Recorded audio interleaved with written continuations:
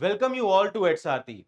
Guys, mains 2023 examination was just got over and जो इस बार का मेंस एग्जामिनेशन आया, कहां से यूपीएससी ने क्वेश्चन डिजाइन किए and considering this year mains examination आप नेक्स्ट ईयर मेंस एग्जामिनेशन की प्रिपरेशन किस तरीके से बेटर कर सकते हैं, that I will be talking about in this video. देखिए, अगर आप मैक्रो लेवल पे कुछ एनालिसिस देखोगे मेंस एग्जामिनेशन का, तो अगर हम पेपर्स को कंपेयर करें लास्ट ईयर से, लास्ट ईयर मतलब 2022 से, तो जो 2023 का मेंस एग्जामिनेशन था, questions relatively on easier side थे। Why I am saying this thing easier side थे? When I am saying this thing कि इजियर साइड थे, आई नेवर मीन कि पेपर इजी था। व्हाट आई मीन वाज कि अगर 2022 से आप कंपेयर करोगे तो question relatively on easier side थे। यूपीएससी का एग्जामिनेशन है, हाईली कॉम्पिटिटिव एग्जाम है, पेपर आसान हो ही नहीं सकता, बट 2022 के कंपैरिजन में paper relatively on easier side था, है ना। This is what I mean by कि पेपर इजियर साइड था। अब क्यों था इजियर साइड, एक बार ये समझ के देखते हैं। देखिए, मेंस एग्जामिनेशन में और प्रीलिम्स एग्जामिनेशन में जो एक फंडामेंटल डिफरेंस है वो ये है कि मेंस एग्जाम में ना सिलेबस वेरी वेल डिफाइंड है। अगर आप प्रीलिम्स एग्जामिनेशन को देखोगे, आप में से काफी सारे लोगों ने प्रीलिम्स 2023 भी दिया होगा और शायद आपने प्रीलिम्स ना क्वालिफाई किया हो। प्रीलिम्स में सबसे बड़ी प्रॉब्लम यह है कि अभी कोई सिलेबस ही डिफाइंड नहीं है प्रीलिम्स का, है ना। मैं आपसे ही पूछता हूं, अगर आपने प्रीलिम्स दिया था तो आप तैयारी करते टाइम कितनी बार आप प्रीलिम्स एग्जामिनेशन का सिलेबस देखते हो? जब आप प्रिपरेशन कर रहे हो कितनी बार आपने यूपीएससी का ऑफिशियल सिलेबस उठा के देखा है ना? क्योंकि उसका कोई पॉइंट ही नहीं है, राइट, है ना। उसमें से कुछ आ ही नहीं रहा है। Ultimately UPSC prelims is like एक ऐसा पेपर है जो यूपीएससी अपनी मर्जी में सिलेबस बनाता है। लेकिन in contrast to this, in mains examination you have this advantage कि मेंस का सिलेबस माइक्रो लेवल पे वेरी वेल डिफाइंड है। अब जब सिलेबस माइक्रो लेवल पे डिफाइंड है और ये जो नया सिलेबस है इसे 8-10 साल हो चुके हैं, तो जितने भी पॉसिबल थीम्स थे उन सब पे यूपीएससी ऑलमोस्ट क्वेश्चन पूछ चुका है ना। क्वेश्चन वो पूछ चुके हैं। अब जितने भी क्वेश्चन आ रहे हैं पेपर में, है ना, उन्हीं थीम से रिपीट हो रहे हैं। तो जब इस वीडियो का टाइटल ये रखा गया मेन सोर्सेज रिवील्ड, तो आइडिया ये था कि कोई सीक्रेट सोर्स नहीं है। जितने भी थीम्स आपको किसी भी मार्केट के अच्छे नोट्स में मिलेंगे, है ना। देखिए, जब भी एचआरटी पे मैं आपकी मेंटरशिप भी करता हूं तो मैं हमेशा बोलता हूं कि यार, कंटेंट तो आप कहीं से भी एक जगह से पकड़ के अच्छे से पढ़ लो।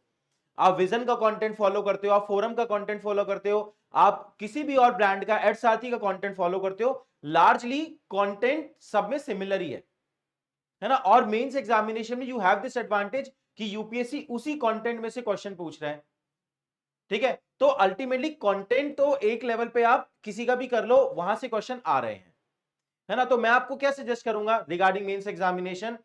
देखो, जीएस 1 हो, 2 हो, 3 हो, 4 हो, सबसे पहली आपकी टास्क होती है कि आप कोई भी एक कंटेंट पकड़ के उसको रट लो, एक बार अच्छे से समझ लो, कवरेज कर लो। उसके बाहर का जो मटेरियल है ना, वो आपके माइंड से आएगा जब आप आंसर राइटिंग प्रैक्टिस करोगे। अल्टीमेटली मेंस एग्जामिनेशन में कंटेंट कवर करना इज जस्ट वन स्टेप। उस कंटेंट को कवर करके आप उसका जो यूटिलाइजेशन, जो आंसर राइटिंग प्रैक्टिस कर रहे हो, वहां से मेंस का एक्चुअली जो अप्लाइड कंटेंट है वो निकल के आता है। मैं आपको समझाने की कोशिश करता हूं। जैसे जीएस 1 में इस बार एक क्वेश्चन आया, आप सभी लोगों ने पेपर देखे होंगे, मैं उम्मीद रखता हूं। जीएस 1 में क्वेश्चन था कि explain the reason why young women are doing lot of suicide in India these days, account for the reason. तो young women, why the suicides are happening in young women in India, you need to write the reason for it, है ना। अब आप किसी भी source को cover कर लो, आप विजन पकड़ लो, फोरम पकड़ लो, एडसारथी पकड़ लो, आपको कहीं भी इसका डायरेक्ट आंसर नहीं मिलेगा, है ना। यू नीड टू अंडरस्टैंड, देखो कॉम्पिटिटिव लैंडस्केप है ना, और आपको ये सोचना है कि आप इस क्वेश्चन का आंसर कैसे लिख सकते थे, है ना। आप लोग सोचोगे कि इसका डायरेक्ट कंटेंट आपको कहीं पे मिल जाएगा, कहीं नहीं मिलेगा। लेकिन मैं इस क्वेश्चन को रिफ्रेस करता हूं, है ना, मेरी बात ध्यान से सुनना है। 10 मार्कर क्वेश्चन था, मैं इस क्वेश्चन को रिफ्रेस करता हूं। Explain the issues faced by young women in India. जो भी issues young women in India face कर रही हैं, that will become the reason for this suicide, isn't it, है ना। अल्टीमेटली अगर आपने ये थीम पढ़ रखी है कि यंग वुमेन मॉडर्न इंडिया में क्या इश्यूज फेस कर रही हैं, तो इस क्वेश्चन का भी आप आंसर लिख सकते हो, इजंट इट।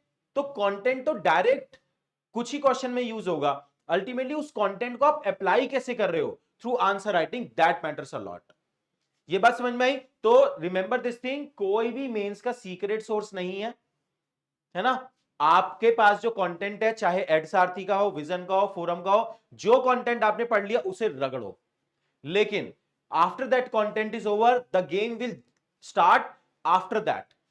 कंटेंट करना कोई बड़ी बात नहीं है, उसके बाद आप जो आंसर राइटिंग प्रैक्टिस कर रहे हो, है ना, उसमें जो आप अपनी ब्रेनस्टॉर्मिंग कर रहे हो, थिंकिंग को एक्सप्लोर कर रहे हो, जो आप पीवाईक्यू की प्रैक्टिस कर रहे हो, पीवाईक्यू में जो थीम्स आई हैं उस पर रिपीटेडली सोच रहे हो, that will bring the mains content for you. समझ में आया? मतलब कंटेंट को आप दो पार्ट में सोचो, एक तो है कि जो आप पढ़ रहे हो, और एक है जो ब्रेनस्टॉर्म करके आप अपने माइंड में उस कंटेंट को जनरेट कर रहे हो, कंसोलिडेट कर रहे हो, ब्रेनस्टॉर्म कर रहे हो। उन थीम्स को कंसोलिडेशन बहुत ज्यादा इंपॉर्टेंट है। ये बात समझ में आई? अब keeping this thing in mind, इस पूरे वीडियो में और इस पूरे डॉक्यूमेंट में there are some other things I want to point out. देखिए, अभी मेंस एग्जामिनेशन ओवर हुआ, एंड जो भी एडसारथी के जितने भी मेंस एग्जामिनेशन के प्रोग्राम है, पिछले 3-4 महीनों में काफी सारे लोगों ने ये प्रोग्राम ज्वाइन किया, and it is our responsibility to highlight कि हमारा जो मेंस का प्रोग्राम था 2023 का, उसमें से कितने थीम्स रिपीट हुए।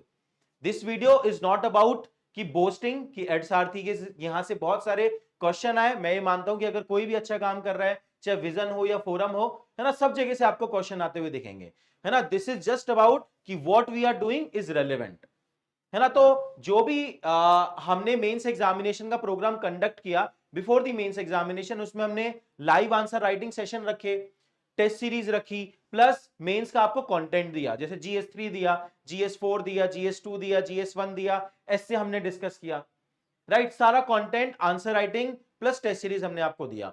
ओवरऑल जितने भी ये कंपोनेंट थे, इन सभी कंपोनेंट में से टोटल 48 क्वेश्चन, 48 रेड कलर में मिक्स हो गया, है ना, 48 क्वेश्चन यूपीएससी मेंस में रिपीट हुए हैं, थोड़े डायरेक्टली, थोड़े इनडायरेक्टली। मतलब कुछ ऐसे हैं जो बिल्कुल डायरेक्ट वर्बेटिम बेस्ड हैं, जैसे महात्मा गांधी और रविंद्रनाथ टैगोर में सिमिलैरिटी एंड डिफरेंस, बिल्कुल ऐसा का ऐसा क्वेश्चन मैंने लाइव आंसर राइटिंग में प्रैक्टिस कराया था। कुछ ऐसे हैं जो थोड़े इनडायरेक्टली हैं, मतलब जैसे मैंने ये आपको बोला कि यंग वुमेन का सुसाइड हो गया, है ना, अब यंग वुमेन के सुसाइड के इश्यूज और जो भी यंग वुमेन इश्यूज फेस कर रही हैं, वो सिमिलर थीम रहेगा, कोई डिफरेंस नहीं है उसके अंदर, है ना। अल्टीमेटली उसको इनडायरेक्ट क्वेश्चन बोलेंगे, ठीक है। तो this is the PDF which we are providing. अगर आप चेक करना चाहते हैं तो इस पीडीएफ को नीचे डिस्क्रिप्शन बॉक्स में दिए गए लिंक से डाउनलोड कर सकते हैं।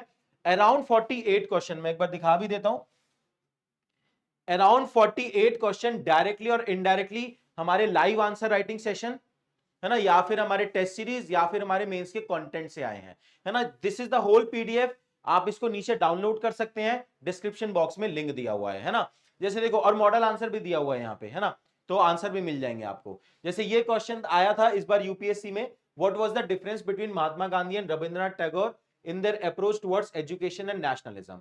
ये सेम क्वेश्चन हमने लॉज में प्रैक्टिस किया है, लाइव आंसर राइटिंग। लॉज मतलब लाइव आंसर राइटिंग, जो हमारे मेंस मेंटरशिप प्रोग्राम का पार्ट होता है ना। तो highlight the point of difference and convergence between Gandhi ji and Tagore, does it have the any contemporary relevance. तो इसके अंदर एजुकेशन वाला पॉइंट, नेशनलिज्म वाला पॉइंट, ये हमने डिस्कस किए हुए थे, ठीक है। तो अल्टीमेटली अराउंड 48 क्वेश्चन, कुछ डायरेक्टली और कुछ इनडायरेक्टली आपको डायरेक्टली एडसारथी के मेंस मेंटरशिप प्रोग्राम से दिख जाएंगे, है ना।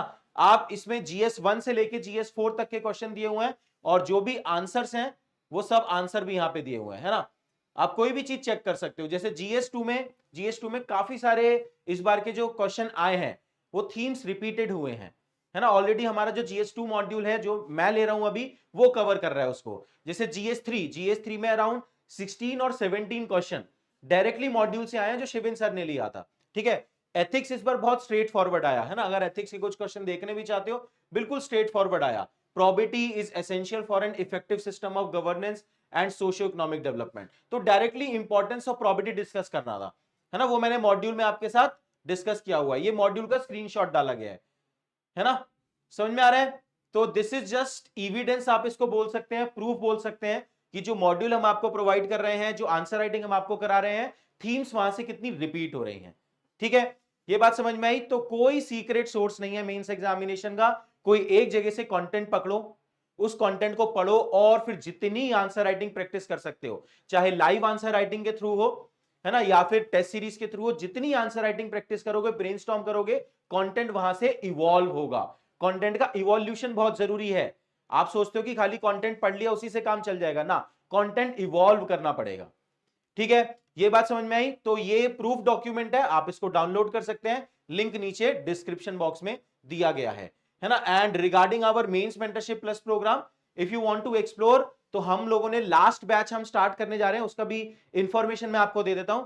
लास्ट बैच बिफोर प्रीलिम्स 2024, है ना। अगर आप मेंस 2024 के लिए प्रिपेयर करना चाहते हैं before the prelims examination, then we are starting our last batch of mains mentorship plus program, है ना। इसके बाद कोई और बैच नहीं होगा, जो भी होगा प्रीलिम्स के बाद होगा। ठीक है, this last batch is starting in the last week of October, है ना। जनवरी तक हम इस बैच को वाइंड अप करेंगे ताकि आप प्रीलिम्स पे फोकस कर पाए, एमएमपी एंड एमएमपी प्लस, है ना। तो जितने भी कंपोनेंट रहते हैं, जैसे मेंस के मॉड्यूल हो गए, फुल लेंथ टेस्ट हो गया, 40 plus live answer writing session हो गए, मेंटरशिप सेशन हो गए, all these are the part of this program. ठीक है, तो batch 3, the last batch, we are starting in October end. ठीक है, डन है। चलिए then, thank you very much, all the best, मिलते हैं next time. Thank you guys.